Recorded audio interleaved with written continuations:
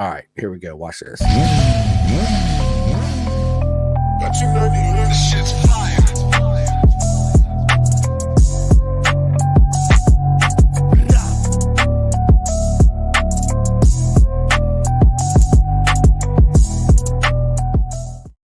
What'd you think of that, Luke? That was awesome. I like Yeah, it. it's different, ain't it? It is, but it's nice. Yeah, I appreciate it, man. But listen, welcome to another live Pendergast podcast, and it's an honor to have my man Luke Power back in the house. Welcome again, Luke. I appreciate it. Thank you very much. It's my pleasure. Love coming on here and talking to you guys. So. Yeah, man, it's awesome, dude. I've been so excited about this. That's all I talked about, and everybody at work was like, and I say it all the time. They're like, "Don't you got something to do?" I'm like, "Yeah, but check this out, right? Luke Power and blah blah blah." They're like, "Dude, go over there and go do something." They get tired of me flapping my gums all the time. But you know, it is what it is. But yes, listen, Luke, man, the first time we had you on here, we talked about, of course, how you got into motorcycles, your whole journey into World Supersport. Last year was your first season. I was absolutely glued to the TV every time it was on, cheering for you. I had Rossi over there. He's cheering for you. So absolutely, we were going bonkers, man. So tell us about your first season in World Supersport. Thank you. Yeah, it was a difficult year. Obviously, I mean the transition going and racing against the best riders in the world in countries and racetracks that you've never been to was obviously tough. I mean, the lifestyle alone, outside of the whole circuit stuff, was different. So just even getting my head around that was quite difficult, but it just took time. And obviously, when the results didn't come quickly by any means, so that was difficult to try and just be patient and wait, because I'm not a very patient person by nature. So, you know, trying to just be patient and be calm. And then also, you know, you go home but home's different, you know, there's, and also at the racetrack, you know, you get off the bike and then it's all different, you know. There's a lot more media stuff in the World Championship, which I think is great, but it's, as I said, when it's such a different sort of style of everything, it's a bit of a shock to the system almost. So I struggled a bit for the first couple rounds just to try and get my head around everything, understand what was going on, understand how to manage myself. That was the biggest thing, trying to manage myself. But you know, after. Can I walk to Caden's Hello. house until the board Yes. ride my bike? Yes. Thank you. But be careful. Oh. Thank you. I love you. Sorry. He said, "Can I go ride a bike to my buddy's house?" I'm like, "Yeah, absolutely." Awesome. So, Awesome. but sorry about that. Sorry. No, that's all right. But yeah, just as I said, just trying to manage myself and my own expectations and just how I went about things. And yeah, towards the end of the season, especially the last 3 rounds. For me, the last 3 rounds were super. I mean, they weren't super great. Like I didn't win the race or anything, but compared to the start of the year, like the step that I made in the couple of weeks break between the mid-season and the last 3 rounds I felt was quite big. And yeah, I was pretty happy with my riding, mainly towards the end of the season. And you know, then we've had obviously the winter off and been able to relax and just unwind a bit, and then go testing again in January, which was good. So it's been full on, but no, I'm not starting to enjoy it more. But it was at the start of the year, obviously it was tough, and then once sort of the year got underway properly in the middle of the year and towards the end of the year, it was easy to just relax and enjoy it and soak it all up. Yeah. I couldn't imagine, like you said it right, trying to get comfortable with yourself out there, being in a new environment, away from everybody in completely different countries, right? And trying to accommodate and get used to all that. How did you overcome that? Like what was the best way for you to overcome that whole coming, like, I'm okay with this, right? Because I'm sure it was a lot compared to everywhere else you have raced. Yeah, I couldn't imagine all the plane flights by yourself. Was you by yourself, or did you have friends with you? Or No, so I was with my manager in the UK. So I was staying at one of his places and just training in England and all that, which was really good. And it was good to be around my manager too, because you know we would talk about things quite a bit. And I'll also talk to my parents quite a lot about stuff like that. So I guess for me the big thing was just talking to people that I was close with. I tried to look at it from different perspectives. Like, for example, the second round for me was a very, very hard round last year. But equally, in the first race that I finished, unfortunately, I didn't finish the first two races of the year. So in Barcelona, the first race I finished, I was in front of a world champion, a British Superbike champion. So trying to look at it from different perspectives, like, it's difficult because I went from, being in Australia, going to 600s and being in the top 5 in my first weekend. And then in battling for podiums towards the end, even through COVID and all that. And then I went to America and, by the third round, I was on the podium. So going, I didn't expect it, but it was just really nice to just go, boom, all right, we're there. It's like, oh, okay, sweet. I didn't expect it, but we'll take it. And coming to the World Championship, not seeing your name, sometimes, a lot of the time, not even on the first page, was like, oh, righto, we've got a lot of work to do. But it's so close. Like, I remember in I think it was the Czech Republic in qualifying, Bulago won the championship, was like 0.7 of a second under the lap record, or 0.8 of a second under the lap record. I think I was only maybe 1.6 seconds from Bulaga, but I was down in like 20 something, and he was 0.7 under the lap record from the year before, but the lap record the year before was 0.7 faster than the year before that. So if I was racing in 2021 or 2022, I would have been on the front row. But now that it's 2023 and the level's gone up and everything, it's difficult, but just trying to accept and focus more so on the gap to the leader rather than the position was kind of helpful. But I'll always be a racer. I'll always want there to be less names in front of me. So that was part of it, was just accepting, like, this is where we're at, and you've got a lot more space to go up than you do to go down. So just make sure you keep going up and improving and getting the lap times better and better. And I think it was good last year. Like, there was a lot of tracks I didn't know. So, it was easy to make progress every session, but it was good to see how much progress was made every session. Like, it was difficult because towards the end of the weekend, we'd find ourselves in a somewhat reasonably good position.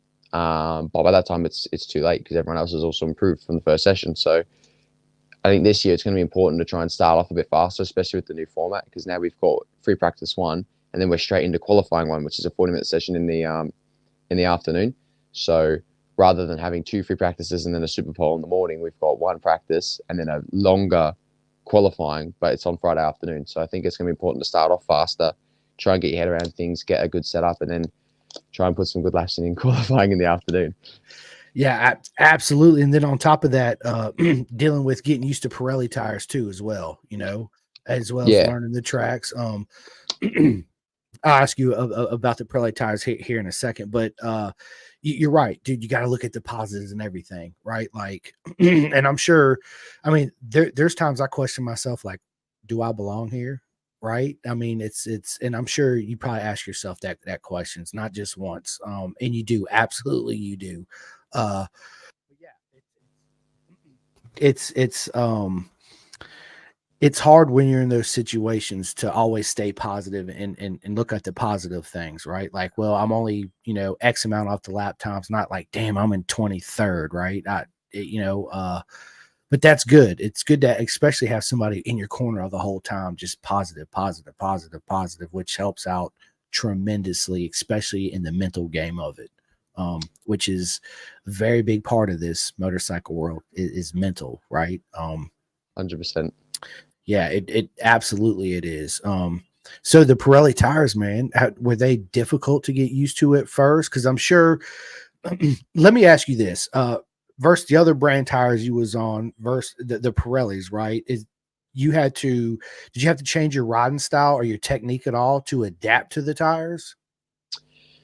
So it's a good question. I've grown up riding on Dunlops. That's what we raced in Australia.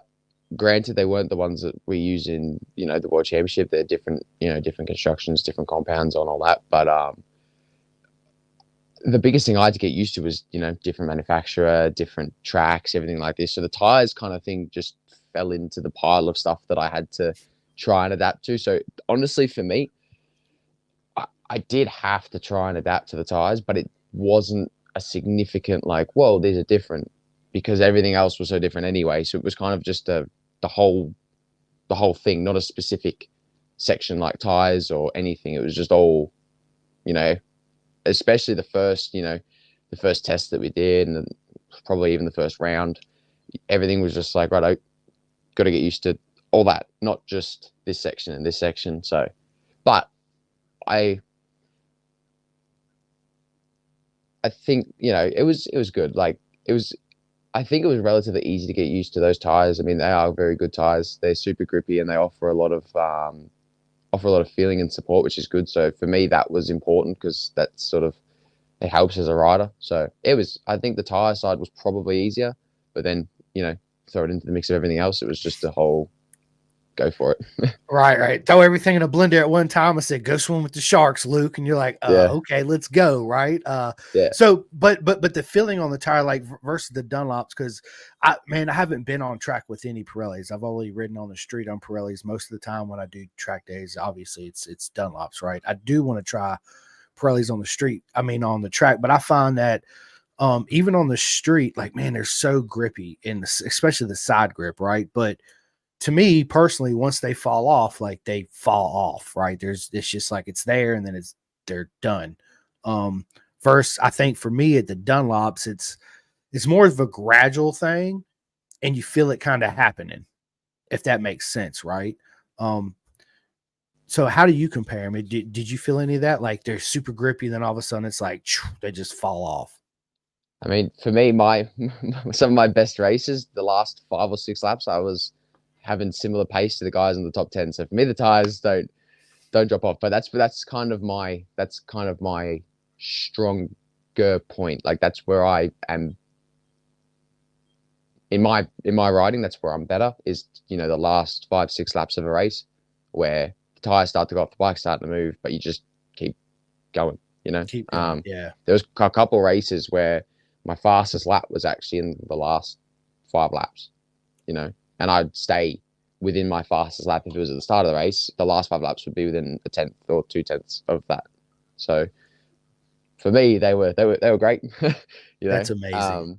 Yeah, absolutely amazing. Yeah, and so approaching this year compared to last year, the way you're going to approach your season, what's changing? Well, obviously this year we've changed manufacturers. The team's changed manufacturers.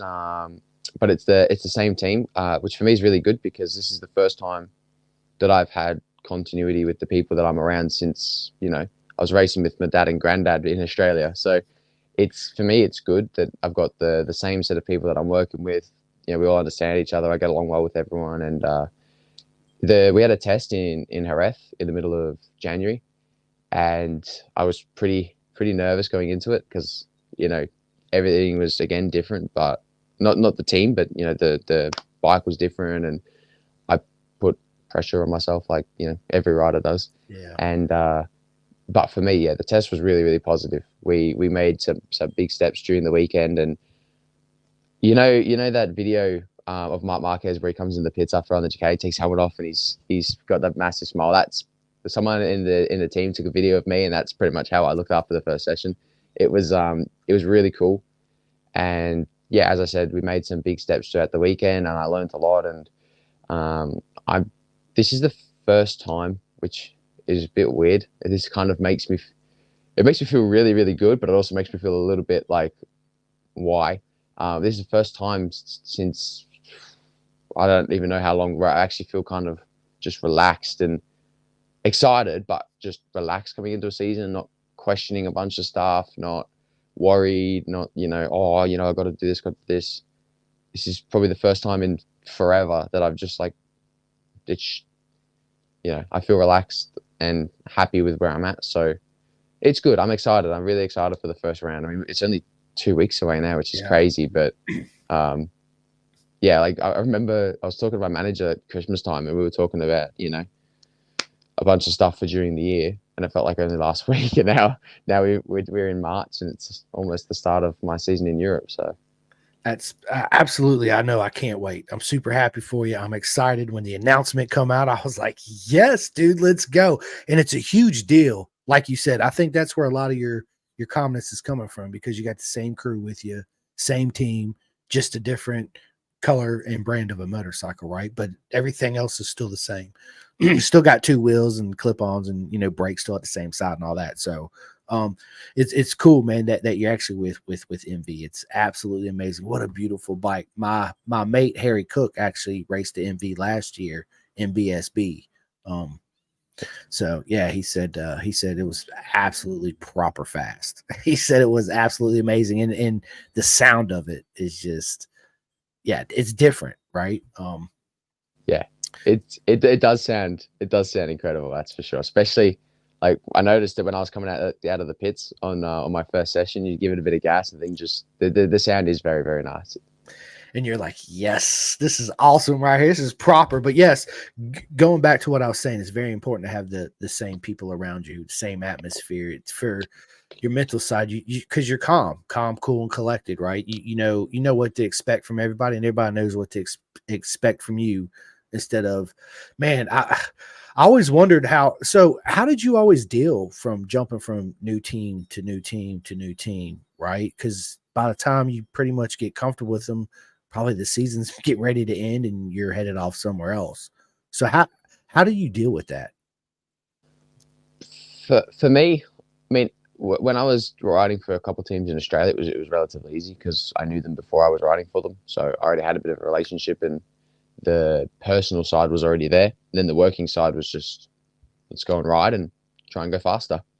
And then when I came to America, it was I didn't know the people very well, and I never met anyone in person, but very quickly, like, I got along with everyone, and the culture between America and Australia is really, or should I say personalities? Sorry, the personalities are they're easy to get along with, like at least the people I was with anyway. But like everyone was really easy to get along with, I thought. So it was easy to have that personal side, and then the working side was, as I said, I think it's the working side of it's universal. Like, let's go and ride, and let's try and go faster every time. Like, we don't want to go slower, we want to go faster. We want to try and eventually be at the front. That's everyone's goal. So I think that was easy.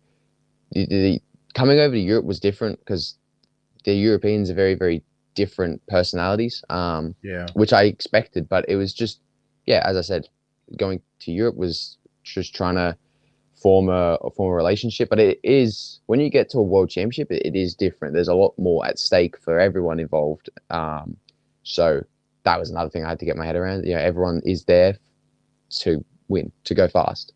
So it is different. But like, as I said, I've got a really good relationship now with my whole team, and we all get along. We all want to, we all like working together. We all like improving. So, and I think that was quite, for me, it was really nice the last test as well, just to be able to reconnect with my team, go back, get on the bike, work together. And as I said, we made some really, really big steps during the couple of days. And I don't know, I feel happy about the test and just relaxed going into the year. So That you sound very confident, and I love it. Yeah, absolutely. It's good though, man. It's good to have that, right? You got to.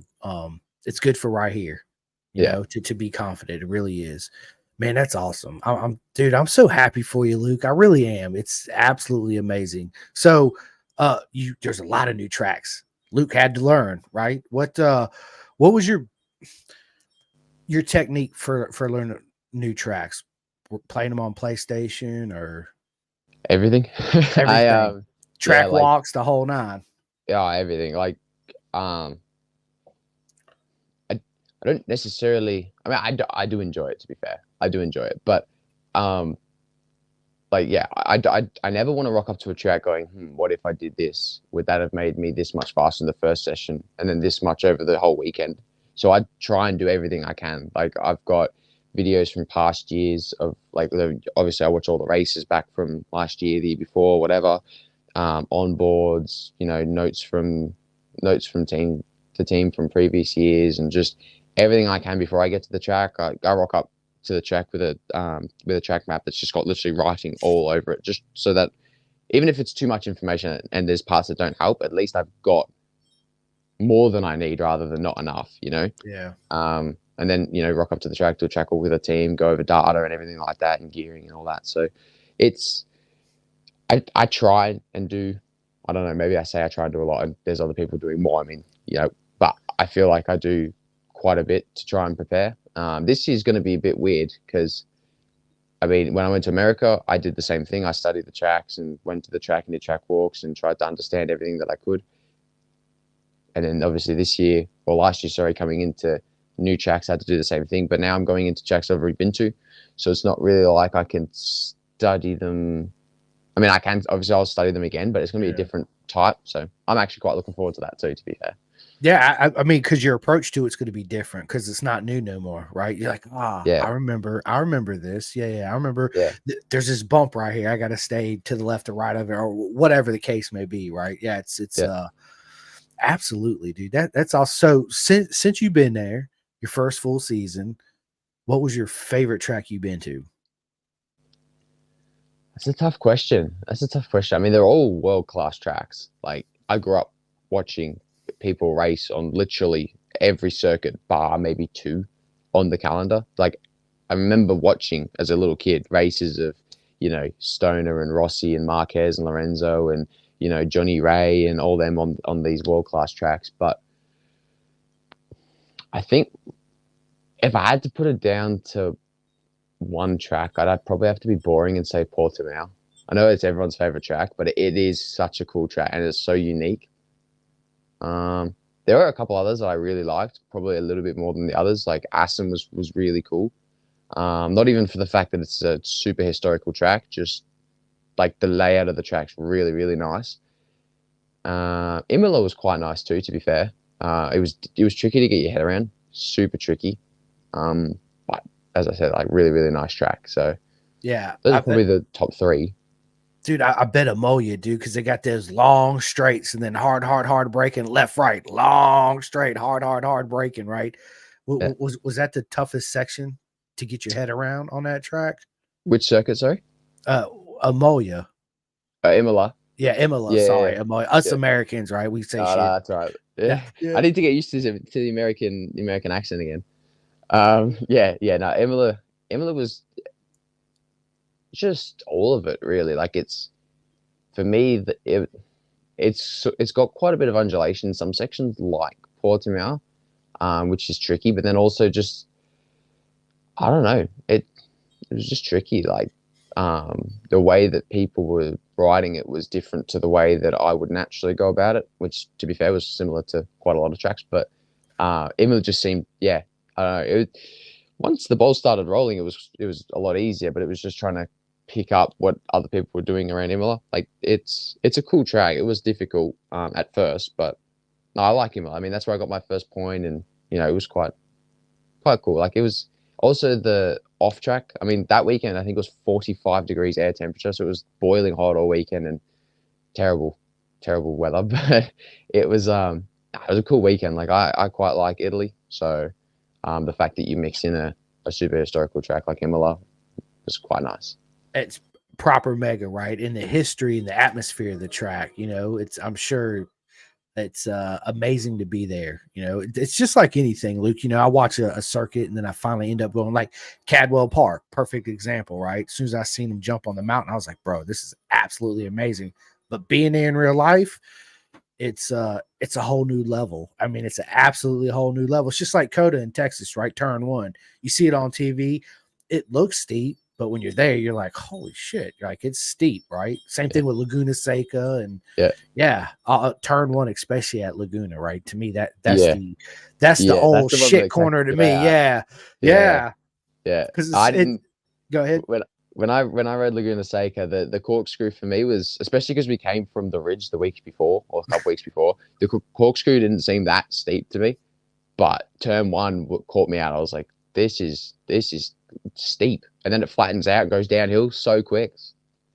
It's to me, that's the proper corner on that whole track at Laguna's turn 1, right? Everybody's always like the corkscrew, and listen, it's historical. It's absolutely amazing. I've been there to watch it, but you stand over there near turn 1, you see them super bikes, dude, 5th gear, flat out, hang it left, go over the hill, come back down, and the track flattens, right? And then it's real hard braking, and it's separates the men from the boys. That one corner right there for sure. Yeah, absolutely, man. Yeah. So that being said, Cadwell is my favorite track, but playing it on the PlayStation, I can't, dude. I crashed my brains out on that track.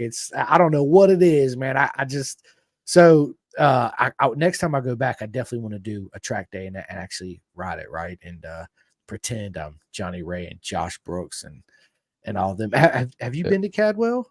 No, I haven't. I've done the same as you. I've played on the Xbox. Seems quite fun, but yeah, I'm the same. I crash. But to be fair, I crash at all the tracks on the Xbox, so it's me too. It's probably just me. No, probably just me too. But I'm gonna tell you, Luke, it was the most beautiful thing I've ever seen. Dude, Brooksy and them sitting like 5-6 feet in the air, the rear tire, and I'm going, holy shit! Like this is absolute. And I was talking to them, and they said they actually got to set their chain specifically the slack for that jump. If you have it too tight, it's gonna bust. If you have it too loose, it'll fall off the sprocket. So it's a little trickery. The way that they do it, but because that's what I noticed. I'm like, man, their chains are loose. Like that to me, they just look super loose, right? And they're like, nope, it's for a reason. And then when I seen them launch, I was like, it's a good reason, absolutely good reason. Yeah, it's yeah, man. And dude, Superbike, World Superbike, man, there's been a lot of movement, especially in 2024, right? We got Top Rack and all that in there. Everybody's changed manufacturers. But I love World Superbike too. The tracks are amazing. I've never been to World Superbike race, right? So I'm gonna ask you, how does I haven't. How does that compare to all the other series you've been in? As far as like the atmosphere, the way people can actually approach the riders. Obviously, Moto America. That's one thing I think we do best here in America is our open pit policy, meaning that you could pull in, pay your little parking, and you could literally go. You're 5 feet away from the Attack Yamaha team where they're working on the bike. Here comes Jake Gagne.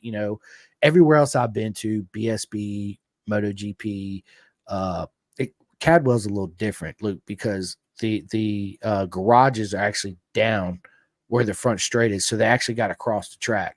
So if you stand there, you're going to meet everybody anyway because they have to go that way. But everywhere else, oh, I got this pass from Luke Power, right? You can't buy it. I got this, right? You got to know somebody, which to me, as a fan standpoint, takes away from the sport. Especially if you're paying all that money to go somewhere. Like, I just want a picture and autograph, and hey, my whole mission's complete, right? I'm good. But how does all that compare to everywhere else you've been to? World Superbike for me is incredible. I wish that when I was younger, we'd spent more time going to World Superbike events, because my family was very, let's go to the GP. And then I don't remember going to a Superbike event until probably 2017, 2018. But World Superbike has, the whole pits are open to the fans. They've got a stage, which, has commentary, live commentary all day, fan giveaways, talk shows, everything like that. Riders come onto it, every hour. Like, there's riders on the stage. And for me, it's I can only tell you from a rider's point of view, because when I was younger, I probably didn't pay anywhere near as much attention to this stuff as I should have. But like during the day, like my day is very structured because we've got all this stuff to do with fans and stuff, and going and meeting people and talking to people, going up on the stage and everything like this. And I think it's really, really good. Like I'm a massive fan of it. Like, you buy a 3-day ticket and you can come walk into the pits whenever you want. Oh, nice. The only difference between obviously Moto America and World Superbike is that in World Superbike we have garages. So in Moto America, it's all you're in your truck with a canopy off it or a tent or whatever you've got. Whereas World Superbike, you've got, sometimes that has to happen, but a lot of the time you're in garages, so it's difficult to actually see the box and see them working on the bike. But in terms of access to riders, for me it's pretty easy and good. It's not very secluded where like anyone can walk into the pits. There's every rider has to be on this has to go onto the paddock show stage, which is part of the World Superbikes, every weekend. So there's never a time where you can't. There'll never be a weekend where you can't access riders and get autographs and talk to them and whatever it is. So I like it. I think it's good from a rider's perspective. I think it's really good as well. Like I enjoy meeting people and talking to people, and I think it's cool. Yeah, of course, right? And as a fan standpoint, yeah, we eat it up, Luke. Yeah, that's absolutely, we eat that shit up, dude. We're like, yes, let's go. You know, it's yeah, I remember at Indy, they did a similar thing for MotoGP there with the rider charity. They would go on stage, they would actually come back behind the stage, get on the stage, and then they would get off in the front of the stage and make a loop around the crowd, sign pictures and autographs and all that. But the only thing hectic part was that is if you was in the front, like I always made a point to go early, because if not, you're going to be in the back, man. When they started coming out, especially like Stoner and Rossi, right? Let's just be honest, dude. Like it was like pushing me up against the gate. I'm like trying to hold myself. My microphone's so sensitive. Touch it, it cuts off. But I'm trying to hold myself up against the gate. Like, man, y'all just let me get my picture and I'll immediately step back and you guys can have at them, right? Yeah. Yeah, man, that's awesome, dude. I want to go to World Superbike. It's absolutely on my bucket list. And that being said, Luke, what track do you recommend me going to watch a World Superbike race? As far now, keep in mind you're a rider, right? So as far as a fan standpoint, to where I could walk around and see a lot of the track, because I want to go to Phillip Island, but everybody tells me that it's not a very good spectator track, right? I think Phillip Island is a great spectator track. I think it's a really good spectator track. If you go up onto the roof on top of the media center, you can see all the way down the straight. You can't see turn 1 and 2, but you can see turn 3, turn 4, turn 6. They go behind the trees and you see the end of Lukey Heights, MG, 11, 12. I think it's great. But I'm also biased because I love Phillip Island. Me too. Me too. I think like if you were to go to Europe, I mean that's the only races left this year in Europe. So for me, I didn't spend a lot of time watching from like the pits, like walking around trying to watch around the track. I had other stuff on my mind. But yeah, I think Portimao from memory is relatively good to watch with. Some parts are difficult to see, but some parts are easier to see. That's a good question. I don't know. Jerez, not too bad, depending on where you are on the circuit. If I was at Jerez, I'd have to stand where the waterfall is. Absolutely. That would be the corner to stand at, man. You come out that left fifth gear, flick it back to the right, that's absolutely. And then that hard left brake. Yeah, man. Absolutely. I would have to sit there. 100%. Yeah. That would be my go-to spot. Yeah, I think probably those two are good rounds to go to. I like Portimao. I think Portimao is great because there's a lot of fans there too. People come from different countries all to see the roller coaster. I like Portimao. I think that's definitely a good one to, like, if I was a fan, I'd want to go watch from Portimao. That's for sure. Oh yeah, absolutely, man, dude. I'm a fan of the sport anyway. So I like them all, dude. It's hard for me to have a least favorite track out of every one of them because I'm like, man, that's a good question. I gotta really think about that, right? Because there's a lot of tracks that I like. Well, I like them all, but there's certain sections of every track that I'm just like, dude, I'm gonna murder it right here. Like, dude, this section right here, it's not an issue. I nail it, right? And then there's other sections of the track you're like, oh my god, like Coda. I love Circuits of America, not just because I go, but man, it's such a great layout, right? But again, I suck ass on it on the PlayStation, man. It's hard for me to find my rhythm. Dude, Luke, it is, right? That's what it's about, is finding your rhythm, right? And being comfortable. In some tracks, it's easier to find your rhythm than others, right? And Coda is just one of those tracks. It looks kind of easy, but when you get out there and you start, playing it, I never wrote it, and it's like, it's not that easy. It's just I don't flow well with it, right? I know there's tricks to it. I just got to learn it, but yeah, it's one of those frustrating tracks for me, but a beautiful place to go and visit. Yeah, I never got the chance to ride Coda because we didn't race there in Moto America. It was just the Superbikes in 22. But that's definitely a track. Like if I was to go back to America and I could ride a track that I didn't get to ride, that would be that would definitely be the one. Yeah, Coda's awesome, dude. The atmosphere is great. The amphitheater's right there. I mean, it's a great spectator track. You can walk all the way around the track, see every single bit of it. Of course, the food's good, right? Because you're in Texas. So yeah, I mean, come on, man. Let's just get rid. But the best food to me in Texas, everybody, if you're listening to this and if you're going, we'll definitely meet up. But dude, the taco trucks that are all around the city, man, just stop by a taco truck and it's like the best food ever. Not the restaurant, the taco trucks. And it's yeah.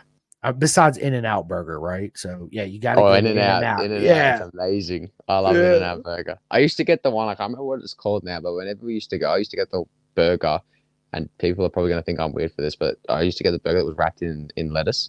Mhm. Oh, mate, life changing.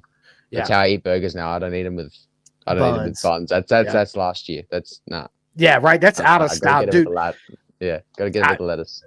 Listen, I'm with you on that. I love I make some at home called lettuce wraps. So basically, what I buy the big leaves of lettuce and you cook like turkey or hamburger or whatever you want, season it however you want, and I just wrap it up basically like a burrito and make a sauce, and it's absolutely amazing.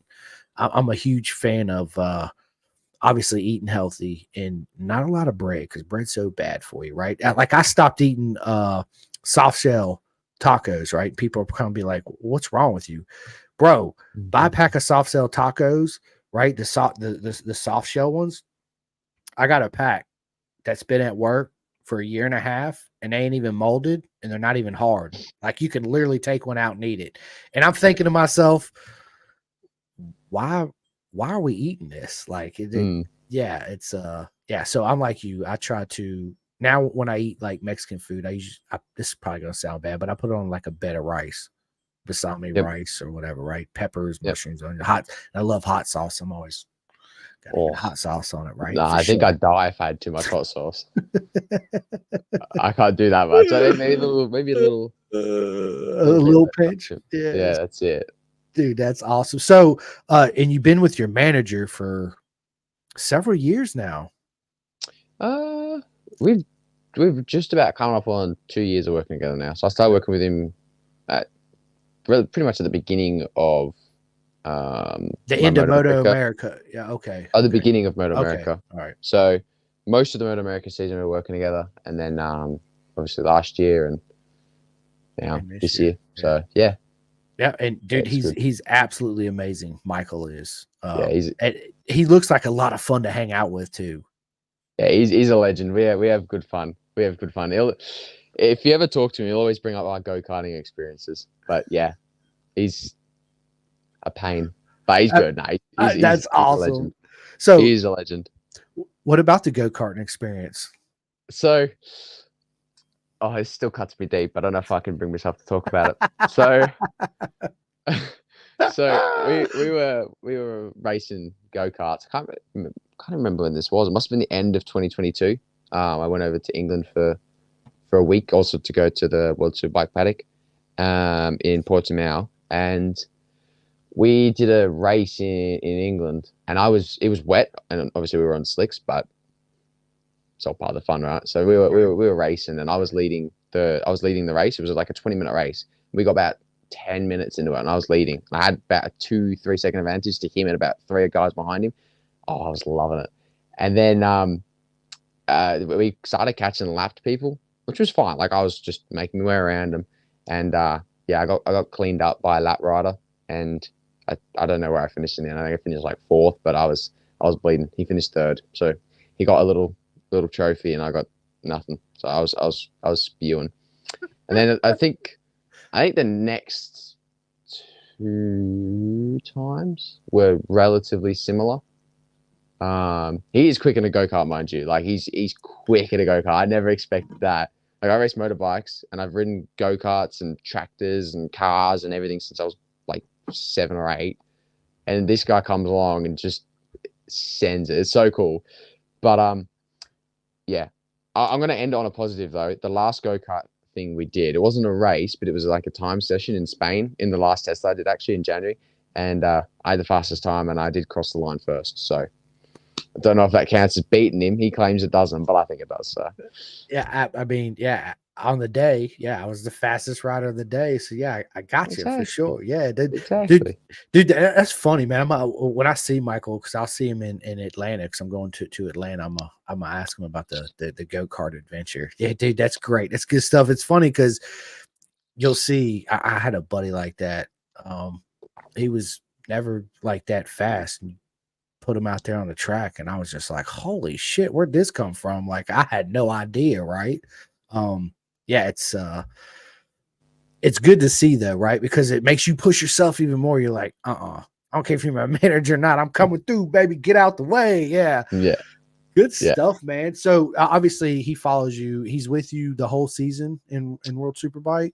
Yeah. I mean, he's the live commentator on the Yep, World I Superbike know. Paddock show. Yep. So he's always at the events and stuff, which is good. And I mean, he's busy working, and I'm busy Riding. working. I wouldn't call it work, but I'm busy working. So Yeah. yeah, I mean, we're both busy. We don't really see each other that much during the day. Like, I'd be lucky if I saw him for probably 5-10 minutes during the day. Yeah. It's about it. But we do spend a lot of time talking during a race weekend, like back whenever we go to our hotels or whatever and call each other in the car on the way, whatever it is. So he's definitely good to have around. He's been a massive help last year trying to just adjust to life in the World Championship, like even just life away from the World Championship. But like, you know, obviously as a racer, you're always focusing on racing and everything around racing. So Yeah. life away from racing is not really life away from racing. It's just not at the racetrack. So Right. it was good to have him there and just someone that could sort of show me a different perspective as well. Because obviously he's been in various paddocks for so long. Time, Like yeah. he knows how to think about it and knows the angles and everything. So for me, I just want that way. Like I just want to, you know, ride fast, win, try and win anyway. You know, battle for wins. You know, be up the front. That's all I care about. You know, so it's good to have someone there that's just like, hey mate, you know, this is what you've done in the first year. Look at this, look at that, look at this, look at that. It's like, oh, you know, could be worse. Yep. Could be a lot worse. So it's really good to keep you in that positive state of mind all the time. Yeah, dude, and Michael Hill, he's a busy man himself because he does the commentating here in Moto America too as well, right? And I know he did. I gotta move my thing away from my speaker, keep touching it and cutting it off.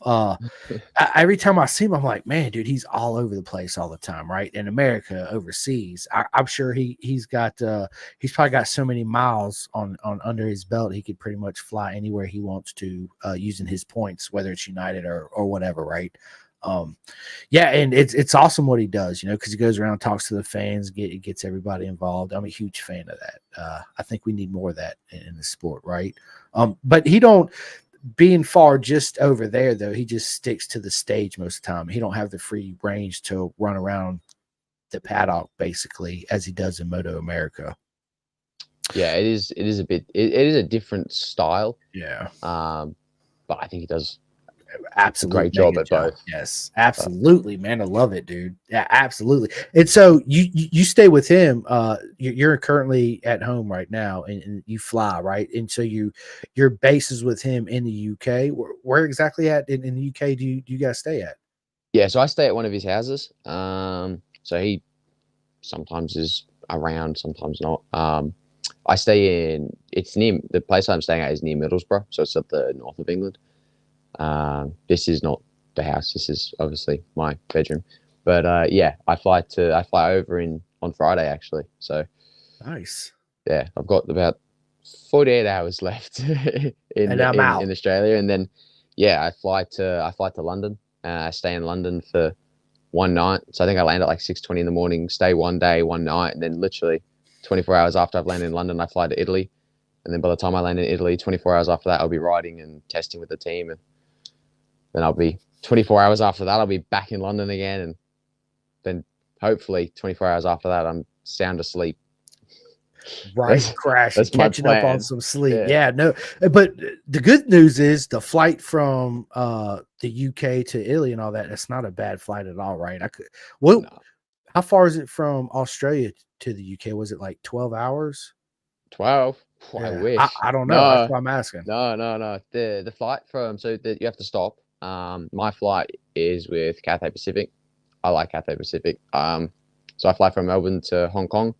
It's about 9 hours, give or take, and then you fly from Hong Kong to London, which is I think it's like 14 hours and 40 minutes, 15 hours, give or Holy take. shit. So yeah, overall it's like 24 hours in a plane chair, plus airports and stuff like that. And passport control is the worst, but Dude, you know. bro, listen. So from here, from Roanoke, Virginia, where I'm at, I left from Roanoke, flew to DC, which is like an hour flight. It's not long at all. And then Yeah. from DC to Heathrow, it was 7 hours and 30 minutes going there. It was either Yeah. shorter going there or shorter coming back. I can't remember, but it was less than an 8 hour flight, right? Yeah. And I remember getting off in Heathrow, and of course, my freaking passport weren't working, the stupid scanner machine. So I had to go see the guy, and I kept getting drubbed. What are you doing here? I'm like, British Super Bikes. You ever heard of it? And they're like, what are you doing here? British Super Bikes, right? It was, dude, that whole fiasco was crazy. London blew my absolute mind, Luke. It was, of course, it was my first time there. My mate picked me up, and the first thing I said when he started driving, I was like, I'm glad I didn't rent a car because I would absolutely crash my brains out here. It's not driving on the left side of the road. It's the other people driving, especially in London. Like, there's no hardly turn signals. All of a sudden people stop, flap a U-turn. They go this way. People are going this way. And I'm like, Yeah. what is going on? It's pure chaos, right? Sorry. Go ahead. I was just gonna say I love London. I Me really like too. it. I think it's great. Like It whenever I'm in England and I'm down near London, which is usually around racing days before, days after, I love to go into London. I never drive. I just take the train in because the public transport there is really good. But I love walking around London. It's so nice. Listen, everybody should go out to London. It's absolutely amazing. The food's great. My favorite food that I ate there, of course, is the famous fish and chips, man. Dude, you gotta have with the curry sauce and the mushy peas. To be fair, I must say the London fish and chips is not even close to as good as the fish and chips you get up north in England. The fish and chips up north is another level. It is. It's like getting pizza from wherever, get pizza and then go to Italy for pizza. Like, that's the difference between London and the north of England. It's so good. Absolutely, you're right, because when I arrived there, the first thing I ordered was obviously fish and chips, and I sent it to one of my other mates out there that I was going to see in the UK, and his first reply was, bro, that's not proper fish and chips. Wait till you come to Louth, and I'm gonna take you to this little mom and pop shop down. This is proper fish and chips, right? And he was absolutely right. I did try. Let me ask you this: black pudding. What's your take on black pudding? Exactly. The smell is enough to keep me away. So again, I arrived in London. He's like, full English breakfast. Let's go. I've been waiting on that. Yeah, absolutely. Let's do it. Right. The beans, the eggs, the bacon, the potatoes. And he's like, have you ever tried black pudding? And of course, Luke, I'll try anything. I never even heard of it, but let's order it up. And they bring it out. It's this little circle thing, right? And I'm looking at it, and he's like, well, go and try it. And I was like, again, like exactly what you said. I was like, okay. I got about 3 chews in it and spit it straight out of my napkin. I was like, and he's over there just sopping it down. And I'm like, bro, absolutely not. And then he says, well, we have white pudding too. And I was like, no, this just basically killed all the pudding for me here. Like, that's no. And then he told me what it was made with. And I was like, yeah, absolutely. That's why it tastes so bad. Yeah. That's why it tastes. I'm not going to ruin it for everybody, but that's why. Just Google it. Just don't try it. Just don't try it.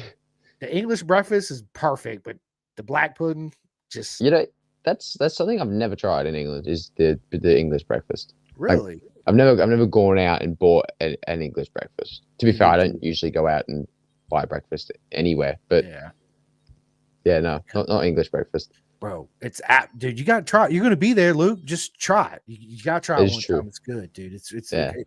You like mushrooms, right? You like bacon. I love mushrooms, dude. You like beans and potatoes. I mean, come on, man. Yeah, it's absolutely. It's so good. The only thing that Of course, to American food, like of course we season everything, right? But I found that over there they don't do a whole lot of seasoning, right? Not like America. Not like America, exactly, right? So I was like, everything kind of tasted bland. So I was like, can I get a little salt, please? You know, because I'm big on like how much sodium you take in. You know, I watch all of that. So, but just a little salt actually goes a long way. And then the brown sauce, bro. Have you tried the brown sauce? I don't think so. Okay, well, in the UK, Michael knows exactly what I'm talking about. It's like it's like ketchup, but it's brown, right? They call it the brown sauce. And I'm sitting there in my hotel, and everybody's just smacking this brown sauce. So when the waitress comes by, and I was like, "What is that brown sauce?" She's like, "Oh, you ain't never tried the brown sauce?" I'm like, "Absolutely not." So she brings it over, and of course, you know, I go to try it, and I wasn't a huge fan. It's different. It's hard to explain. Is it sweet?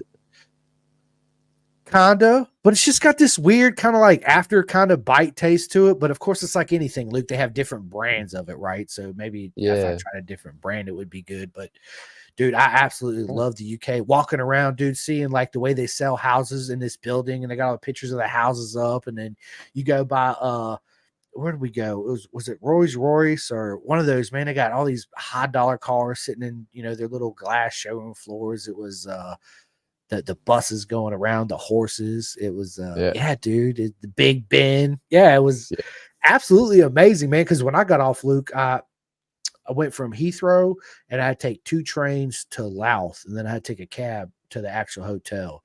And Right.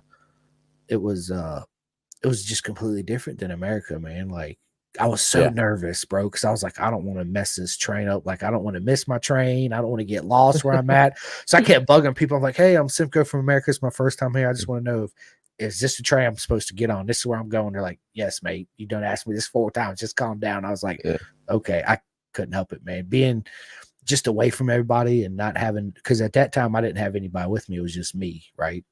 Yeah. So it's a little, so I understand what you mean by trying to be comfortable and getting with new surroundings and just different culture and different people, because they say one thing that means something else, right? And they're laughing. I'm like, well, what does that mean? Because in America it don't mean that. They're like, oh, it means this. And I'm like, oh, okay, cool, right? It's just that whole different atmosphere. But I recommend it to everybody. Get up off the couch, go to a different country, thank me later. Thank Luke later, because it's absolutely worth it. Haven't been to Italy, want to go. Do want to go to Italy. Yeah. Italy's amazing. Yeah. Amazing. I mean, I was just saying that because my team's from Italy. It is genuinely amazing. It is. It's man. So what's your favorite thing to eat? You've eaten in Italy? There's 2 things. Because I'm really bad. I try, and I'm pretty good at not eating sweet food. Like I'll usually be really good at it unless I've got friends and stuff that are trying to force me to eat sweet stuff, and then kind of break a bit easier. But that's a good thing about being alone when I'm in Europe. Don't have that, so it's good. But the 2 best things were probably there was one pizza that I ate in Italy, and it was the best thing that I've ever put in my mouth. It was amazing. And then in terms of the sweet thing, there's two things. I had homemade Italian tiramisu. Mate, that's life-changing. That is life-changing. It the is. best thing you ever do with your life. Ever. And then the other thing is, like, after the races in Europe, I'll get myself like I don't know, we'll go to a restaurant or whatever and eat something, and after we'll go and get an ice cream or a donut or just something after race weekend. That's my thing. So yeah, whenever we were in Italy, we'd go to a gelateria and just smash the ice cream. Too much ice cream to know what to do with, but yeah, so good. So good. And there's a difference between Italian gelato and American gelato and UK gelato and all that other gelato. It's hard to explain. My dad said the same exact thing, because my dad, he's a sweet maker. So he makes this, I call it a chocolate chip cookie pie, where literally it's like this big chocolate chip cookie, and he'll take like graham cracker crust on the bottom and then put the chocolate chip cookies like in it, bacon. And then he makes this homemade tiramisu, and it absolutely is that's my weak point, right? You make tiramisu. Yeah, I gotta indulge, right? I got to indulge. I'll be mad at myself if I did not at least take 6 bites, right? Yeah. I didn't say how big the bite was going to be, but yeah, I got to. It's 6 of them, right. nonetheless. Yeah. It's almost like yeah, I would yeah, I'd feel incomplete as a person if I did not eat some dope, especially yeah, I'm not a big sweet person. But I feel sometimes I get in a mood and I want something good though. I don't want no bull crap candy or any of that, right? I want something really good. Yeah. But yeah, dude, this is awesome, dude. We're almost an hour into this, and it feels like we've only been going at it for like 20 minutes. This is absolutely amazing. Well, Luke, man, check it out. I know you're busy. I know you got a lot coming up, dude. 2024 is going to be proper mega. You already know I'm a super fan of yours. I'm going to be in there, glued at the TV every weekend it's on. Absolutely, let's go. But there are some questions that I do want to ask you personal before we end the podcast, and I do actually have one more question. So I got some friends of mine that are in the All FIM Women's World Championship that's running alongside you guys this year, right? What do you think about that? I think it's good. It's good. I mean, obviously, it's hard for me to say because I'm not a woman, so I don't understand quite as much as obviously others, but I think it's really good that they've got their own championship. And I think that if a woman wants to race in a women's only championship, then that's great. And they should do it like a lot of women are. And I know there's quite a few women that think that it's not necessarily and they want to race against guys. And I think that's great too.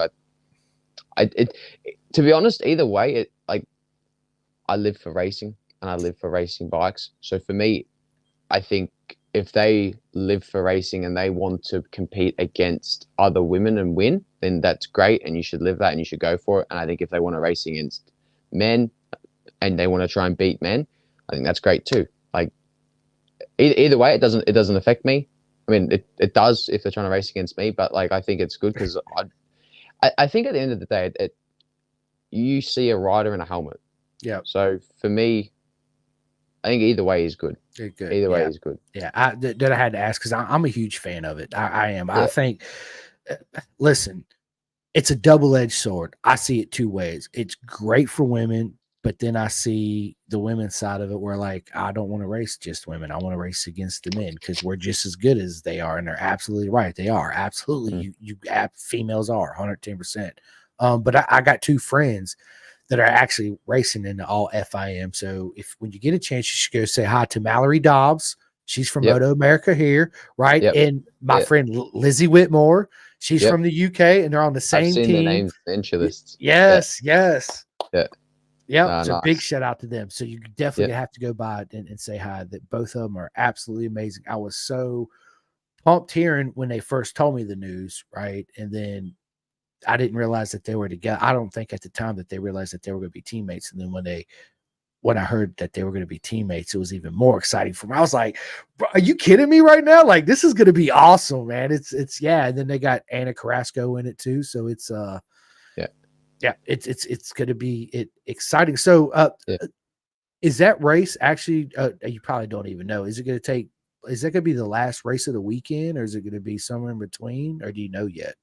I don't know. I mean, I should know because I'm pretty sure the schedules have been announced anyway. But maybe I don't know.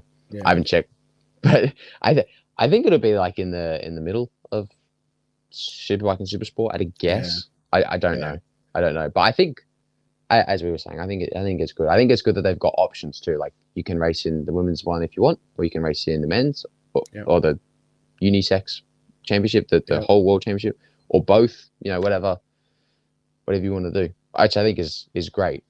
Me too. I think it's actually absolutely wonderful. And I think that hopefully it'll attract different sponsorships in the sport too as well, right? Yeah.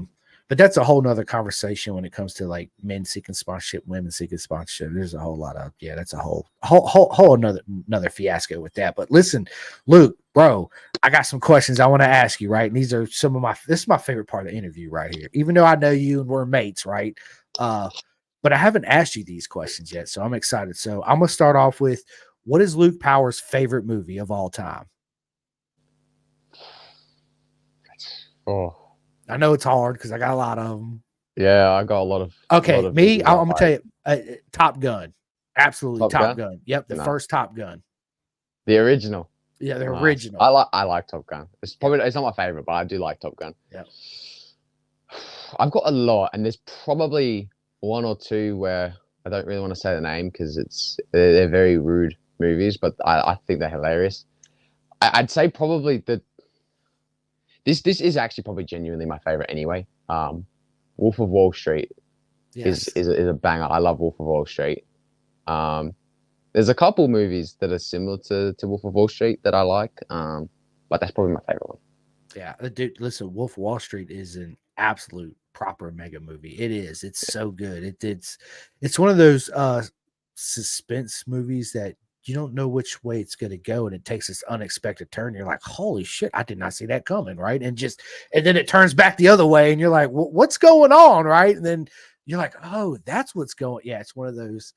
Absolutely, it is. I love it. I love it. So Luke, I'm a big audiobook listener too, right? I do read some books, but 9 times out of 10, if I read them, I end up dozing off, right? Where an audiobook, because I listen to a lot of podcasts, so I do listen to audiobooks. And the one I just got done listening to was Guthnier, the guy that just got fired from the Haas F1 team.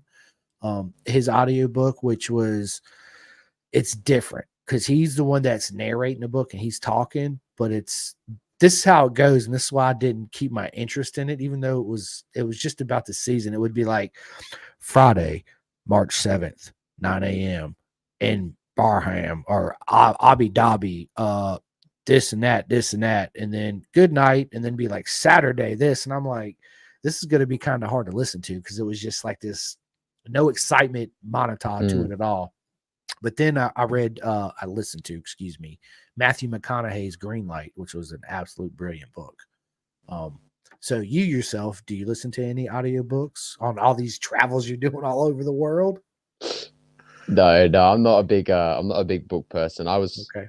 in school, we were forced to read, and that was probably, I mean, I hated school anyway, but I did not like reading. I can't read like for long periods of time. I just don't remember what I've read on the page. Like I'll be reading and I'll finish the first page and I'll be like, so who's Jessica? Like, oh, she's the main character. Crap. All right, yeah. Nah, it's not for me. I'd rather just watch a movie. Like in school, we used to have to read books to do, whatever topics we were doing. Yeah. But each semester we have a book or a movie. And if the book ever had a movie to it, like, you've got the Harry Potter books and the Harry Potter movie, I'd watch the movie. A book will be fine, whatever. No, I'll watch the movie instead. Dude, I'm just like you, bro. I got bad ADHD, and that's part of it, right? Like I could literally sit there and read something exactly what you said. I'd be like, who the hell is Obi-Wan Kenobi? Oh, I gotta go back and watch it. Oh, okay, that's who that is, right? Just an example, but yeah, I'm the same way, bro. It is, but I find audiobooks, to me, it's like listening to a podcast. So you hear the story going on, right? Now, there is some bad. So another one I do recommend, since I know you got a long flight, is John Hopkins' Leathered. To me, that is the best motorcycle autobiography absolutely I've ever read. And I've read pretty much every motorcycle biography out there, from Michael Dunlop to, you name it, all Guy Martin's books. Dude, the list goes on and on. But John don't hold nothing back. And to me, it just kept me so into the book. I'm like, okay, one more chapter. And next thing I know, the book's done. It was absolutely incredible. So yeah, that is a book that I do want to read. I'm not much of a, as I said, I'm not much of a reader, but if I had to read a book, that would be the book. Well, cool thing is you can listen to it. You ain't got to read it, right? So yeah, that's absolutely a plus. Yes. So music, Luke, I listen to freaking all kinds of music. What kind of music does Luke Power listen to? Yeah, it changes by the week. I listen to a lot of stuff. Like funnily enough, when I was in Australia, I just listened to whatever's on the radio, like any new songs, like Taylor Swift or whatever. And then like I went to America, and I didn't know what radio stations to listen to, so I just went onto Spotify, and then I started listening. I think like British rap caught my attention when I was in America, so I was listening to British rap when I was in America. And then I came to Europe, and I went to, where did I go? I went to Spain or something, and I heard some songs there. They were English songs, but it was like Pitbull or something or whatever it was. So then I started listening to that, and I don't know. It's all over the shop. My playlist is like 84 different genres of music, but it just anything. I don't know. If you go on the radio and you turn it up on a popular modern station, there's probably something in there. Yeah, yeah, I'm the same way. I listen to all kinds of, dude. I can go from rap to Frank Sinatra to Bob Marley to Leonard Skinner to freaking. It's just it, and it all depends on what mood you're in too, what mind state you're at too. It changes, but yeah, absolutely. So next question: Star Wars or Star Trek? Star Wars. What Star Wars character would Luke Power be? Well, my name's Luke, so I guess Luke Skywalker. I don't know. I mean, never really thought about what one I would be, but I don't know. I like Star Wars. I never really watched Star Trek, to be honest. I didn't have much interest in Star Trek. Yeah, So, so my brother, my little brother, he was the opposite. So I'm Star Wars, he's Star Trek, and I always told him, I was like, bro, you realize one Jedi can get on that Enterprise and just annihilate everybody, right? With your little beam me up, Scotty, and your little all that. Yeah, I was not a fan of, but there's a lot of people that are. So yeah, good stuff. So, what's your favorite food, Luke? like to eat for dinner? Yeah, absolutely. Listen, what I mean by that is you're not racing, the season's over, you can indulge. What is your favorite food you are going for? Like, I want a cheeseburger with extra cheese. I want, right. What is your go-to favorite absolute? My last meal, I gotta have it. My last meal. Yeah. Oh, I would say, like if it's dinner, I would say in Australia we've got this dish, and America kind of has it, but it doesn't. And I don't care what any American says. I'm angry at America just for this meal. In Australia we've got this thing called a chicken parmigiana. So I know you guys have chicken parmesan, but it's not the same. It's completely different. There's no way on the end of it, and it's missing stuff. So we've got our chicken breast, and it's obviously covered in the breadcrumbs and whatnot, and you fry it and all that, and then you put like pasta sauce on top, ham.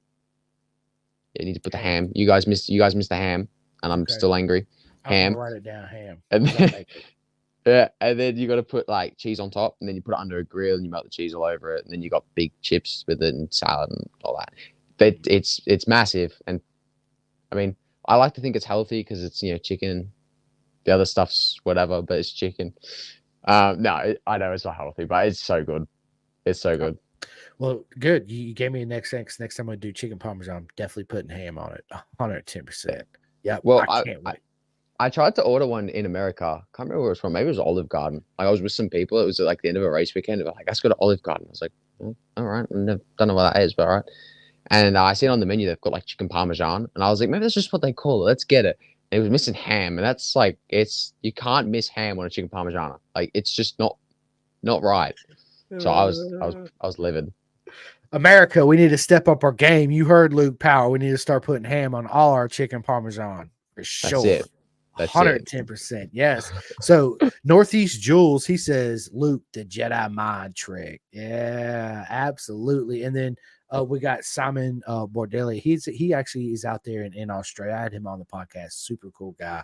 He says, go Luke. And then a good mate of mine, Chris Lewis, out there in the UK. Hey, Chris. Hey, Luke. What's going on, Chris? How you doing? Yeah, dude. So to me, Luke, oh man, it'd be so hard for me just to pick because I love Thai food. I love Greek food. I love Italian food, right? So yeah, I don't know, man. I mean, honestly, I would have to go do proper fish and chips somewhere in Laos with some mushy peas and some curry sauce. Absolutely. Nice. Yeah, let's get it. Yeah. It's so good with the malt vinegar. Yeah. Yeah. Man, I'm hungry now just thinking about it. 100%. Good. So do you like to cook yourself? Yeah, I cook. I mean, it's difficult because obviously whenever I go to a new place, I get caught up in trying to sort of figure out where stuff is and what I've got going on, how to do life in this area. I forget to cook. So like for the first 2 or 3 weeks of being somewhere new, I'll just order like fast food or whatever. And it's really, really bad, I know, but that's usually the case. Or I'll like go to a restaurant and eat something healthy, but I'll eat out.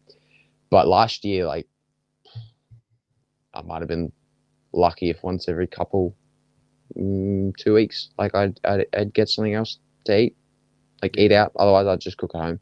I like cooking though. I think it's quite nice. For me, it was very one, it was time consuming, which was good, made the day go faster. And two, it was I just like cooking. I think it's really relaxing. I put some music on. That's actually another thing. Last year, speaking of music, I know I'm going back onto the other topic. No, but you're good. Last year, when I was cooking, Michael Jackson started playing. So now that's like my cooking music. It's really I don't understand it. I don't know why, but like I'll just be I'll be flipping stuff in the pan. I'll be moonwalking back to the bench. Like I love it. yeah, I don't know. Billie Jean's not Yeah. my girl. You're like, yeah, Yeah. baby, let's go. Yeah. Yeah, I love it, dude. That's good stuff. I like to listen to music too. The last time I cooked, I was listening to some Frank Sinatra. Yeah. Yeah, just come Nice. on. I was just in this mood. I was like, you know what? I'm doing some Italian. I'm gonna make me some spaghetti. You know, you put the olive and the fresh garlic and the onions and let it come up. And then you Yeah. crush tomatoes, a little bit of salt, oregano, and parsley. And yeah, absolutely. I'm a big fan of cooking. It's relaxing, it's soothing, and at the end of it, you eat and you're like, oh my god, it's so good. But I cook Yeah. for like 2 hours and I'm done in 10 minutes, right? So yeah. Well, That's the part of my problem that I have with cooking is like I'll be like there was a day I was busy or whatever. I didn't eat from breakfast until dinner, so I was like ravenous. I was so hungry. I was like trying to find whatever. So I started cooking, and I finished cooking. I served up on my plate, and I sat down. And I'm like, I'm not even hungry now. Like I've been sniffing the food for like an hour. You know, like I'm not hungry anymore. This is crazy. yeah. But still tastes good, so I was Yeah. happy. I get that way too, bro. I do. I'll be in there. I'll be starving. I'll be in there cooking. I'll take a little bite of this, a little bite of that, and I'm in there just cooking, doing my thing. And then when it's done, they're like, "Are you gonna eat?" And I'm like, "Yeah, in a minute, Yeah. You know. And then I finally Yeah. sit down, take about 4 bites, and I'm like, "Yeah, I'm not really hungry no more, right?" Yeah. Yep. Yeah, it's good Yeah. stuff, man. So, celebrity crush. Who's Luke's Power celebrity crush?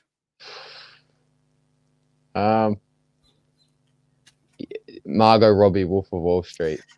Yeah, Bro, dude, you Since know I was, how like, many 13. That was Yeah. Dude, Yeah. there's been I need to go back and rewatch a lot of these podcasts because when I started asking all these personal questions, I've had a lot of people say the same thing. Margaret, yes, absolutely, and I agree. She's Yeah. absolutely spoken. So, Yeah. what advice would you give your younger self?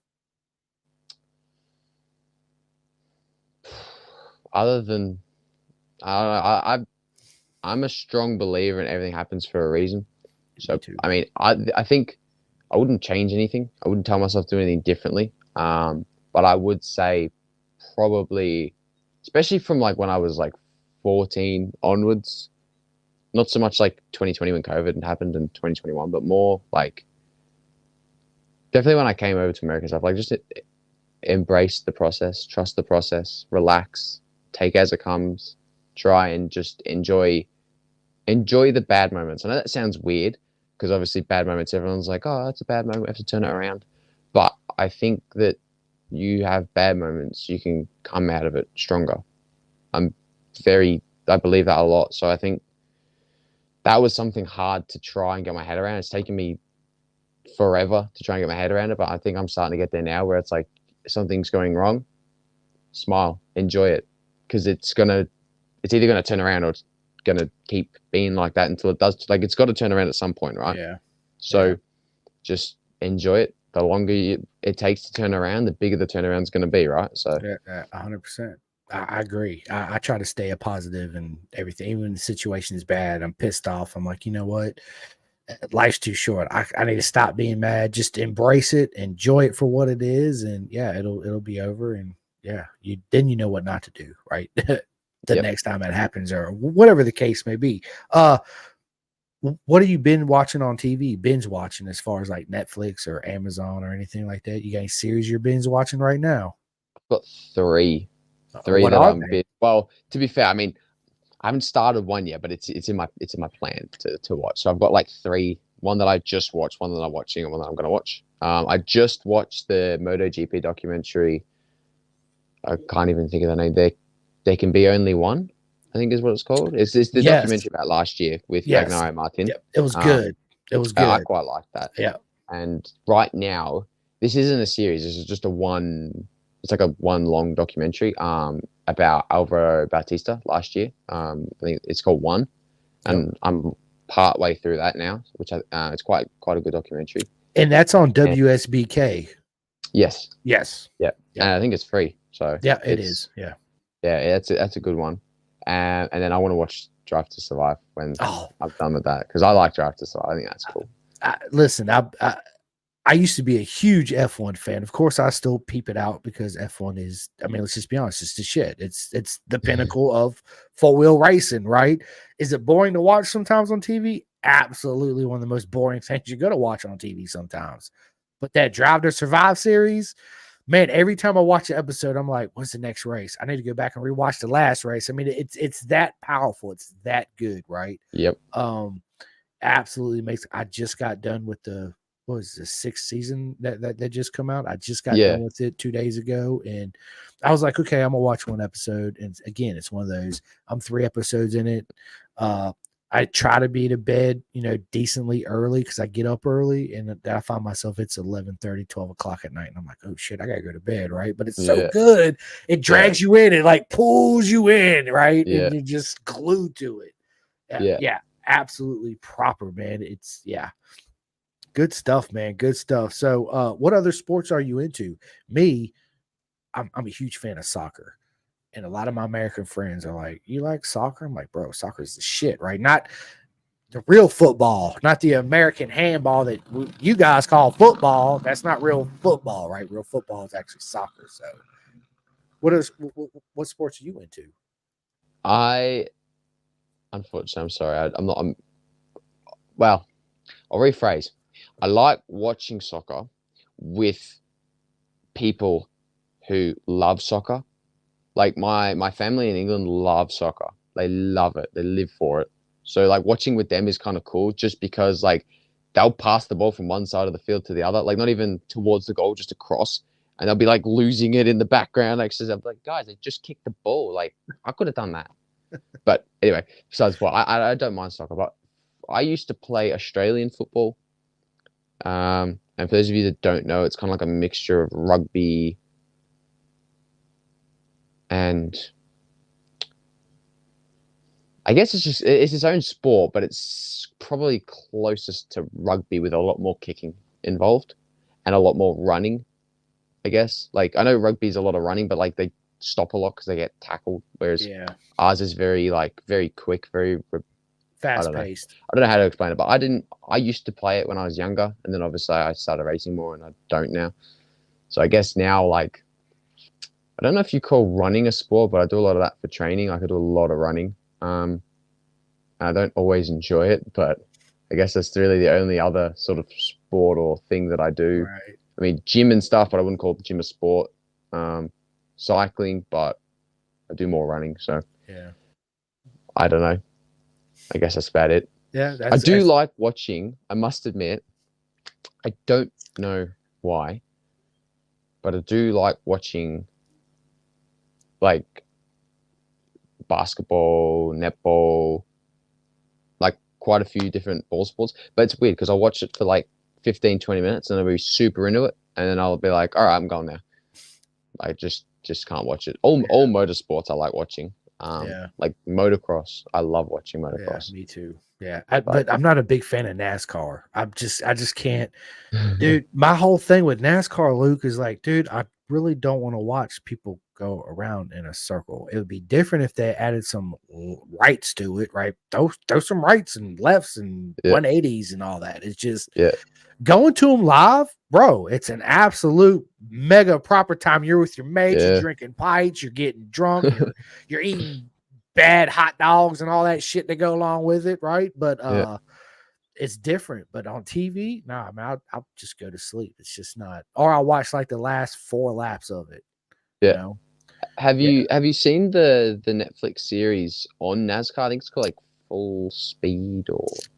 I have not yet, Luke. Another one of my mates that I just had on the other day told me to watch. He's like, dude, you need to watch it. It's really good. So I watched it. It was, as far as NASCAR goes, like I was the same. I never really watched NASCAR, but I thought that was quite a good documentary. Yeah. I guess it brings us that's not really big fans into the world of NASCAR, and we see it in a different view, right? Kind of like Drive to Survive, but he told me, he's like, it's nowhere near like Drive to Survive. Drive to Survive is better, but it's just different. The series is just it's different feel, different Yeah. views, and it's really good. So yeah, I would definitely check that out. So you already said it earlier. I was going to ask you PlayStation or Xbox. So you already said Xbox. What's in the console right now? Right now, Yep. GP, MotoGP 23, I think it is. I think Man. actually my game, if I log back on, I think my game's paused at Barcelona because that's the first round of the year. So Nice. Like I play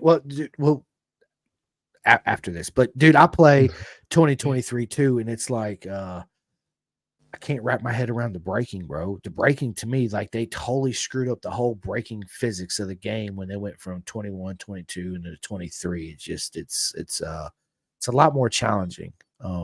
yeah, At least for me that I feel it's no matter. I mean, it don't matter if I get on the rear brake first and then gently squeeze on the front brake. I'm like this, or the front's always tucking, and I'm just like, what's even happening? for me, the hardest part of 23 now is the fact that when you get on the gas, the bike stands up automatically, Yeah, and you can't keep the thing to turn. That annoys me. That one. yeah, But that too. Yeah, I'm just doing it just to do laps on the know. game and get me head. So for me, it's neither here nor there. It's not a problem. Yeah, yeah. No, I trust me. I feel you. So growing up, Luke, favorite racer. Who's Luke's favorite racer? I see Mick doing. You got up on a wall right there. Yeah, hold on. I'll grab me phone for a minute. So I've got, where's my camera? There we go. So I've got Mick Doohan there, and then I've got some of me from all the years, and then I'm packing, so my floor's a bit of a mess. But then I've also got Casey Stoner, two of Casey Stoner up there. So yeah, they're quite cool. I like Mick Doohan. Like I wasn't a fan of Mick Doohan until I got a bit older because when I started growing up, Casey Stoner was always on the TV, so I was always a fan of Casey. But I do like Mick Doohan. In fact, actually, that photo is my dad's from when he was a kid, actually. So, Nice. but yeah, I like Mick Doohan. But growing up, I'd say math in 2012, I was 11. So 11. That's the wrong math. 7 years old. So from all the way up until I was probably 7 or 8, Casey Stoner was my favorite. And then in 2013, when Marquez came in, Marquez was my favorite. And in terms of the GP scene, still is my favorite. Yeah. Yeah, dude. So one of my it's hard for me to pick one of my favorite Aussie racers is absolutely hands down Anthony Gobert, the Go Show. You can see my Gobert helmet right here. Yeah, you see it? Yep. Yeah. And then I actually got a signed Anthony Gobert poster right there on my wall. Nice. When I met him in Phoenix International Raceway in 1999. Him. Of course, Valentino Rossi's always been my number one racer, but I find myself, Luke, that since Rossi retired, man, I'm just a fan of pretty much everybody now, right? It's hard for me just to be one diehard fan of anybody except for all my mates like you and everybody that races in Moto America and BSB. Of course, I buy all, I still need to buy one of your shirts whether I'm going to, but I'd rather support you guys than go out here and spend my money on like Marco Bezzecchi or one of those guys, just because, dude, I know you guys personally, and I'm such a fan of you guys, right? And yeah, so to me, all you guys are absolutely my favorite over Marc Marquez and all them. So thank you. Yeah, you're very welcome, dude. And I say it all the time. It's just an absolute honor to do this and become mates with everybody and physically watch them race on TV, and I'm cheering for them. It's like I'm a little kid again. I'm more into it now. It's like I'm into it like I was with Rossi now, with all my friends that race, everywhere in the world.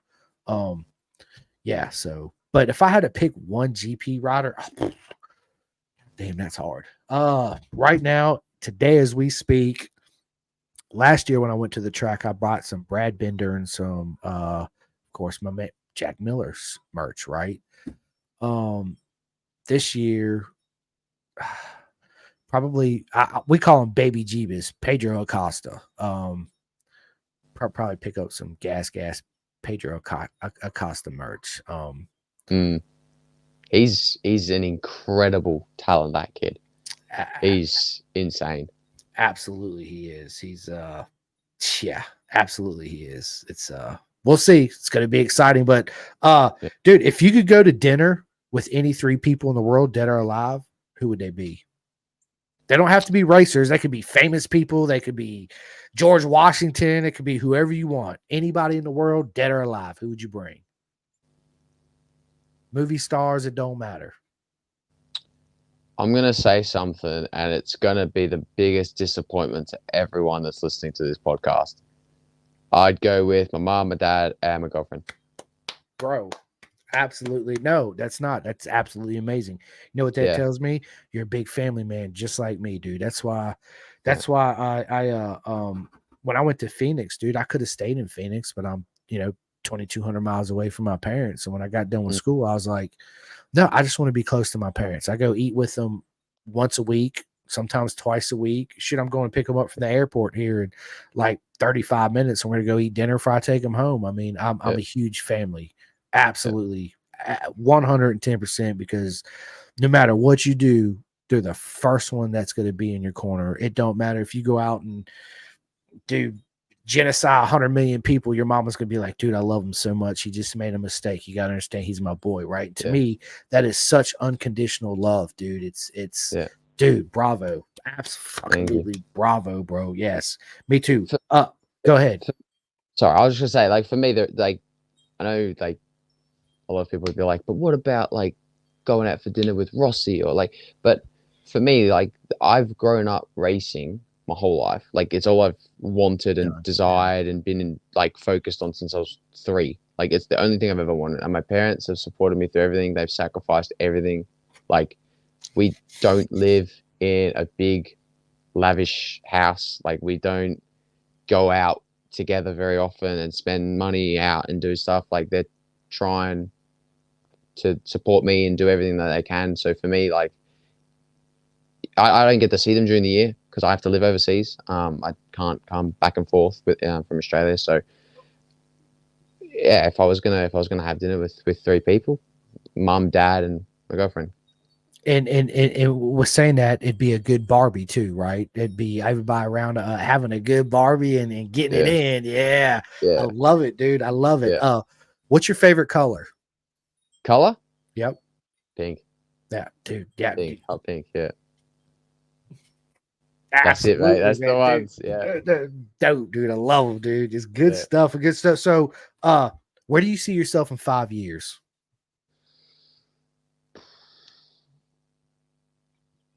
I know it's a tough question because you're like, man, I could be, yeah.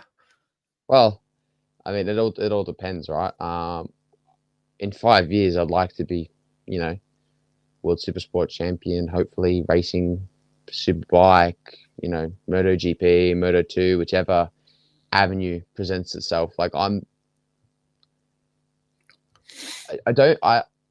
live a very, very privileged and lucky life. So I don't want to say Absolutely. like, oh, I have to get to GP. I want to be in GP, because if I end up racing in World Superbikes for the rest of my life, I'm going to be just as happy.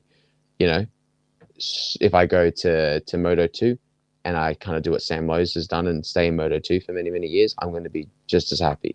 If I stay in Supersport like Kenan Sofoglu and win 6 world championships or 5 world championships or whatever, I'm going to be just as happy. So for me, as long as I'm doing what I love, and that's all I can ask for, right? Yeah, dude, I couldn't have said it any better myself. Absolutely. And dude, I asked this question to every road racer, right?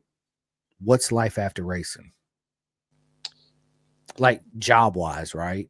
Did you have any? So if I had to get a job after, Right, if you have to get a Oh. job after, right? Because I mean, let's just be honest, not everybody can be 44, 45 like Valentino and immediately go to a car race scenario or whatever, Yeah. right? So a lot of people fall back and they, like Miguel Oliveira, he's a dentist, I mean, and the list goes on. My man Juju Carrera that races in the British Talent Cup, he wants to be a lawyer, right? To fall back on. Yep. So what is it So- for you?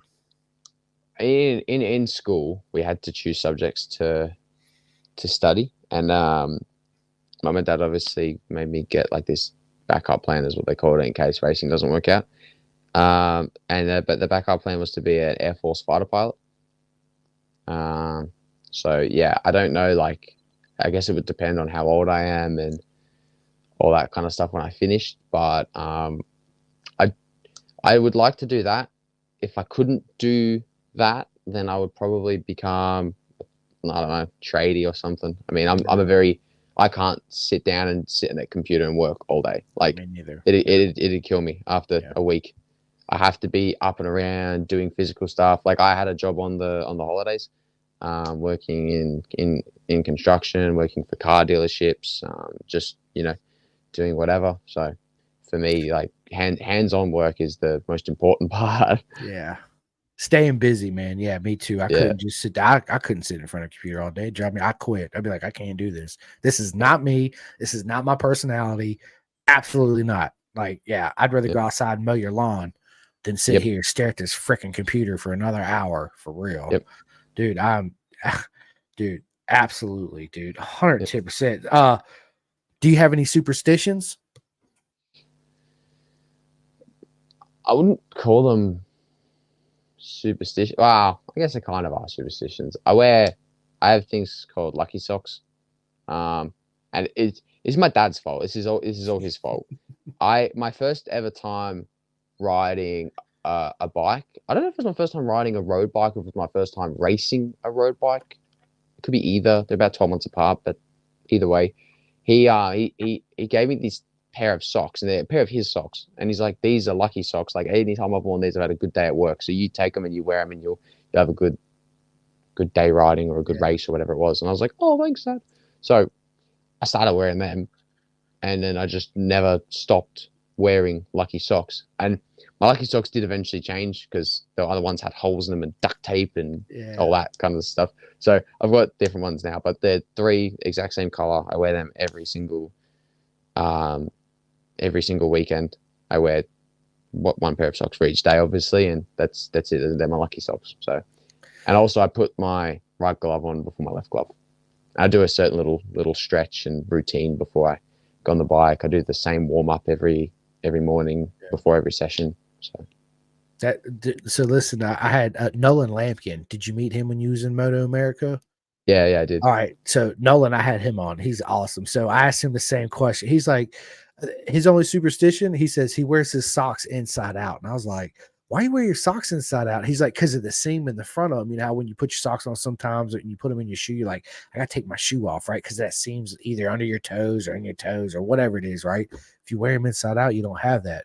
So since then, I started wearing mine inside out. And he's absolutely right. Best thing I've ever done. Socks inside out. You heard it here. Yes. There you go. Amazing. I can't put my lucky socks inside out because I might not be lucky, but I might try it at home. Dude, seriously, when you're at home and you're not at the track, Luke, yeah, like right now, right? When we get off, throw your socks on inside out. Yeah, you can thank me. You'll WhatsApp me and be like, mate, absolutely amazing. Yeah. It's different. Who's the most famous person in your phone? My contacts? Yep. Not on Instagram or anything, just like phone numbers. Like I could pick up and call Luke Powell right now. What's up, mate? Most famous person in your phone. I don't know, to be fair. Probably my manager. Probably my manager. I don't know. I've got some famous, not famous, but like famous races and stuff on Instagram and all that, but not phone numbers. Oh, actually, does WhatsApp count? Yeah, absolutely. I can't remember if I've got this person's number that I'm thinking of. I'll keep it with my manager. I'll keep it with my manager for now. Okay. Yeah. Because I got a lot of contacts in my WhatsApp phone for sure. That's how, to me, man, WhatsApp's just the easiest way to communicate, especially people all around the world. It's so simple. Yeah. It's just like, phone call. I just text message you or whatever instead of. That's one of my pet peeves too. Sometimes is Facebook Messenger and Instagram. It's like, dude, it's a pain in the ass really sometimes to message them back and forth. Even emails. I'm like, dude, listen, mate, my WhatsApp number, hit me up and I'll call you. You call me or what. It's just, it makes things a lot more simple. So yeah, dude, absolutely. Well, listen, Luke, mate, final question real quick. Are you into the Isle of Man TT? Yes and no. I like watching it on TV. I don't want to go and watch it in person. Okay. Well, to me, Luke, no, you wouldn't watch it in person. No. No. Okay. No, Okay. I don't know how those guys do it. I've ridden a bike on the street once before, and literally like back streets. Like I saw one car, and I was riding for like 5 minutes on these streets that are like 50 k's an hour, which like 30 miles an hour. Yeah, it's 30. And like, nah, I never. I don't know how they could. I don't know how they do it. I don't know how. Nah, not for me. I race on a racetrack. It's good. I don't even want to watch it. Like, be a mess on the side of the track, shaking, sitting on the wall, like. Oh. Dude, so to me, that's my absolute favorite race of the year. Every year, Really? dude, I sit down, I'm glued to it, dude. Ever since I first seen it, I was like, dude, this is absolutely like to me, it's the most beautiful thing I've ever seen on two wheels. I'm not saying closed circuits is not neither. It's different, right? So on a closed circuit, Luke will go around the corner, you have your knee down, your elbow down, you're sliding the front, sliding the rear, and all that. And they do that a little bit there at the TT too, but it's hard to explain. I mean, it's just one of those things, you either love it or you just not really like, it's not really for me, right? But I'm absolute diehard TT fan. Absolute, dude. I will call into work and say I'm watching TT all day. Don't message me. I'll cancel a podcast over a TT race. That's how serious I am with TT. It's and to me, it's not the solo riders, right? It's the sidecar. Those guys are the most crazy. And it's not even the driver, it's the monkey that sits in the side of it that just No goes way. left there. Dude, Luke, to me, those guys are just like mental crazy. But yes, it's on my bucket list. I do want to sit there and I want to be that close and I want to feel the history. I want to feel, yes, absolutely on my bucket list. You can send me a message and let me know how it goes. I'll be I sitting at will. home watching it on the TV. Yeah, to be like, I'm good, Simcoe. I'm good. Yeah, I'll be like, mate, I'm gonna send you a shirt, TT shirt, just for you. I will too, for sure. But yeah, it's absolutely my yeah, I love it, dude. It's just so amazing what them guys do. You're right. They're just a different breed. Dude, they're not even from the same universe. Like they're from a different universe, a different time continuum, blah, blah, blah, blah, blah. And so back in the day too, though, Luke, like there was never really that good. Like you was either a TT racer or a short circuit racer. Now, dude, they do both really, really well, right? Like Peter Hickman, Mickey D. I mean, yeah, a lot of them. Dean Harrison, they're fast on the short circuits too, as well as the TT. And yeah, I just wonder how you like your mindset's different, right? Like it would be, to wrap your brain around that, right? Because listen, think about this, Luke. The TT is different. So you show up to TT, you don't have a whole lot of practice. So basically, you get up that morning of the race, and at 10 a.m., that hand goes on your shoulder, and you go from drinking a tea with your mates 30 minutes ago to 240 miles an hour down the straight, and it's just wide open the whole time. I guess it's just different because you got to. Crazy. Yeah, it's absolutely amazing. Absolutely. But yes, Luke, bro, we're an hour and 40 in this, man. It's been an absolute honor to have you back on. Absolute honor. Can't wait to do it again. But as always, before we get off here, Luke, tell everybody how they can find you, support you, buy your merch, all that good stuff. Thank you. Well, firstly, the pleasure's been all mine. I really appreciate it. I enjoy chatting to you, mate. So thank you. And in terms of keeping up with my racing and updates and everything like that, I've got my website, lukepowerracing.com. I've got Instagram, Luke Power Racing, Facebook, Luke Power Racing, and X or Twitter, Luke68Power. And then, merchandise is available on my website. It's also available on the motorsportsuperstore.com website. So head over there and get yourself some merch if you like green and pink. Absolutely. Yes. And listen, you guys get off here right now and go out there and you go to the website and order you some Luke Power merch, and be sure to tune in to World Super Spike this year and World Super Sport. I can't even talk right now, and support Luke, because amazing, talented, super fast, and can't wait to Luke gets that W, because I'm gonna freaking go absolutely bonkers here. Shit, you might even hear me screaming from America. You'd be like, hold up, I hear that's Simcoe over there. Y'all hear him? Yeah, for real. Don't worry, I'll be screaming just as loud too. I know you will. I know. I can't wait. But so before I get off here, there's a couple shout outs I got to do. So big shout out to my man RD Racing, Jake Marsh and Peter March. Dude, Luke, they support me in BSB. They run my logo on their race bikes, on their team shirts. yeah, it's absolutely amazing. So I need everybody to go sign up for Club 45 and support my man, Jake. Big shout out to Martin at the clothingkings.co.uk. You can go there and get you all the Pendergast merch you guys want, hats, t-shirts, beanies, soft shell jackets, all that good stuff. And another big shout out to my man Michael Carrera and Jillian Carrera. Jillian races in the British Talent Cup. He has some slots left for Club 40, so I need you guys to go there and sign up for Club 40 and support my man Juju. And anybody here in America that wants to get into racing or wants to just learn how to race, look no further than SFL Mini GP in South Florida. And yeah, it proper mega. And check this out, Luke. Watch this. Boom, nothing but love, baby. Did you see that? Watch, check it out on the screen. Nothing but hearts coming up. Boom, there it is Love again. it. Yeah, I love it. I love it. Awesome. But yes, dude, thank you guys so much for tuning in. And yeah, I'll see you guys next time. Dude, Luke, that was a lot of fun.